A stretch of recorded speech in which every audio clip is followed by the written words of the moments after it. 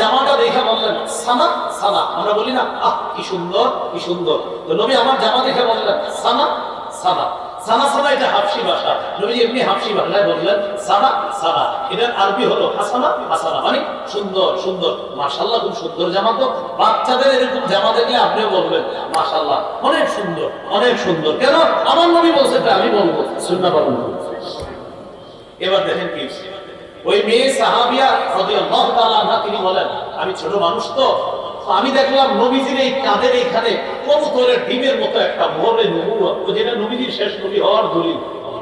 ফাযাহাবতু আলআবু বিখাতাবিন নবুওয়া, সুবহানাল্লাহ।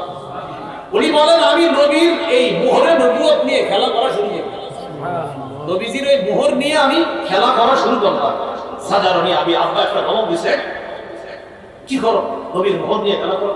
নবীজি আমার আব্বারে বললেন তাহা আরে রাখো না, ওরে খেলতে দাও, ও আমার মোহরে নবুয়ত নিয়ে খেলতেছে, ভালো লাগতেছে, তুমি এমন করো ওরে খেলতে দাও। আল্লাহর হাবিব তার মোহর নিয়ে একটা ছোট্ট মেয়েকে খেলতে দিতেছে, বাবা ধমক দিছিল, নবী বললেন তাহা আরে ছাড়ো না, ওর ভালো লাগতেছে, ছোট্ট মানুষ, ওর মন খুশি হইতেছে বলে আমার মোহর নিয়ে খেলতে দাও। সুবহানাল্লাহ।